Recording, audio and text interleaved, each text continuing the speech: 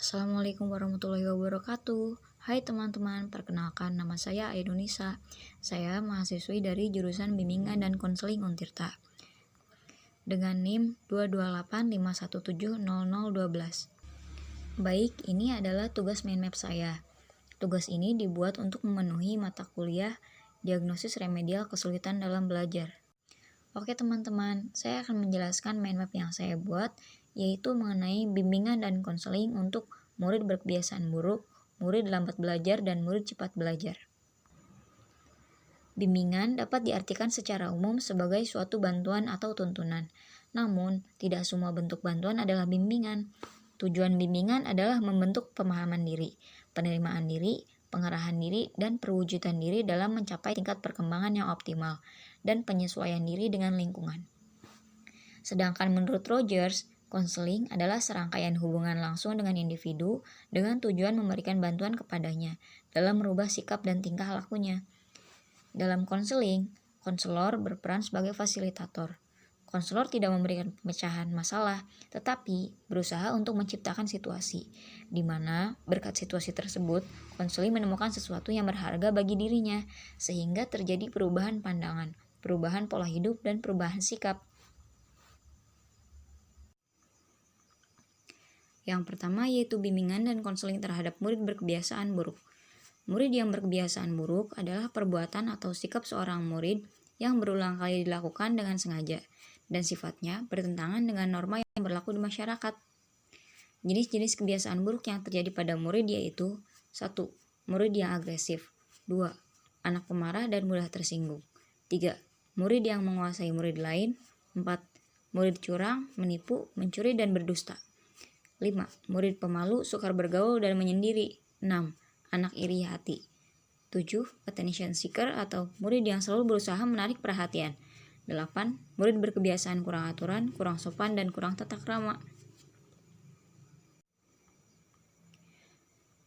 Hampir semua kebiasaan buruk disebabkan penyesuaian sosial yang salah. Untuk pertumbuhan pribadi yang sehat, manusia melakukan penyesuaian sosial sejak lahir. Penyesuaian diri pada lingkungan sosial tumbuh dan berkembang sejalan dengan bertambahnya usia dan kematangan pribadi. Nah, berikut ini merupakan saran yang dapat ditempuh oleh konselor dalam memberikan bimbingan terhadap murid yang berkebiasaan buruk. Yang pertama, usaha pencegahan. Usaha pencegahan yang dilakukan adalah menciptakan kondisi sekolah yang lebih sehat, yang menunjang bagi perkembangan sosial dan kesehatan mental anak. Langkah-langkah pencegahan yang dapat ditempuh yaitu menciptakan lingkungan sekolah yang memungkinkan adanya pergaulan yang sehat, dan juga kurikulum dan bahan pengajaran modul disesuaikan pada kebutuhan murid.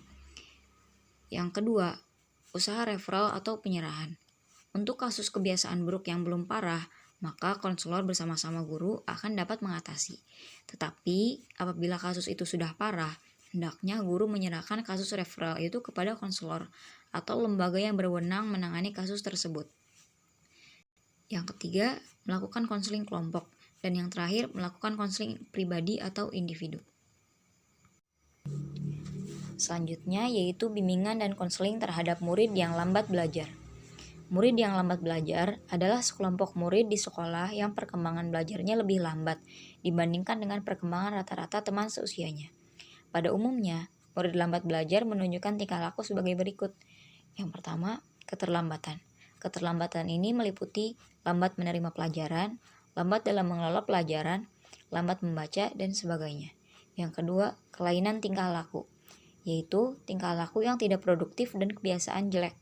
Yang ketiga, kurangnya kemampuan, yaitu kurangnya kemampuan konsentrasi, kemampuan membaca, dan sebagainya. Dan yang terakhir, prestasi yang rendah. Secara umum, bantuan yang dapat diberikan kepada murid lambat belajar antara lain: yang pertama, pemberian informasi secara lisan. Tujuan pemberian informasi secara lisan adalah memberikan informasi yang dibutuhkan oleh murid sesuai dengan kasus yang dialaminya. Informasi ini dapat diberikan dengan cara tanya jawab, diskusi, dan ceramah. Yang kedua, bantuan penempatan. Bantuan penempatan ini bertujuan untuk memperbaiki bantuan murid dalam mengatasi kesulitan, khususnya yang menyangkut hubungan sosial murid di dalam kelas dan tingkat kemampuan murid. Yang ketiga, pertemuan dengan orang tua. Pertemuan dengan orang tua murid dianggap paling banyak manfaatnya dalam membantu kesulitan-kesulitan yang dihadapi murid, memberikan saran-saran tentang bagaimana sebaiknya memberi pelayanan kepada murid yang lambat belajar dan memberikan motivasi serta petunjuk cara-cara belajar yang efektif dan efisien. Yang keempat, sosiodrama. Sosiodrama digunakan untuk memperbaiki hubungan sosial dengan teman-temannya. Dan yang terakhir, konseling individual. Pada tahap ini, konselor memberikan bantuan kepada murid secara individual dengan memperhatikan masalah-masalah yang dihadapi. Jika sebelumnya kita telah membahas mengenai bimbingan terhadap murid lambat belajar, maka yang terakhir ini kita akan membahas mengenai bimbingan terhadap murid cepat belajar. Murid cepat belajar adalah murid yang cepat sekali dalam menerima, memahami, dan menguasai pelajaran yang diberikan kepadanya, dengan prestasi yang baik sekali yang meliputi semua mata pelajaran. Murid yang cepat belajar seolah-olah tidak mungkin menghadapi hambatan dalam hidupnya, dan seringkali guru memiliki pandangan yang salah terhadap murid cepat belajar. Dalam artian, sering diabaikan dan dianggap sudah dapat memecahkan masalah yang dihadapinya. Padahal, dalam kenyataannya, murid cepat belajar sering menghadapi hambatan-hambatan yang sulit dipecahkan sendiri, tanpa bantuan orang lain. Untuk mengatasi masalah yang dihadapi murid cepat belajar, maka guru harus mengadakan usaha-usaha penyaluran, pengadaptasian, dan juga penyesuaian. Cara-cara yang dilakukan untuk mengatasi masalah yang dihadapi masing-masing murid cepat belajar adalah: yang pertama, pelayanan bimbingan pendidikan. Usaha penyaluran untuk menyalurkan kemampuan murid yang cepat belajar dan mengisi kelebihan waktu di kelas. Digunakan sistem pengajaran modul dan pengelompokan mata pelajaran mayor dan pilihan. Yang kedua, pelayanan bimbingan ekonomi. Masalah sosial ekonomi untuk murid yang penghasilan orang tuanya rendah. Masalah ini menyebabkan motivasi belajar murid menurun, timbul rasa cemas, takut tidak dapat melanjutkan studi hingga menjadi minder. Nah, yang terakhir yaitu pelayanan bimbingan emosi. Dari masalah ekonomi tersebut, maka murid yang penghasilan orang tuanya rendah nampak lebih serius problema emosionalnya. Sedangkan untuk murid yang orang tuanya mempunyai penghasilan cukup, lebih berkurang emosionalnya. Diharapkan dengan layanan bimbingan pendidikan, sosial, dan ekonomi, maka problem emosionalnya tersebut dapat diatasi. Jika tidak, pelaksanaan layanan konseling, role playing, sosiodrama, dan psikodrama harus dilakukan lebih intensif. Oke teman-teman, itulah tadi pemaparan saya mengenai bimbingan dan konseling untuk murid berkebiasaan buruk, murid lambat belajar, dan juga murid cepat belajar. Semoga dapat dimengerti ya. Sekian dan terima kasih. Wassalamualaikum warahmatullahi wabarakatuh.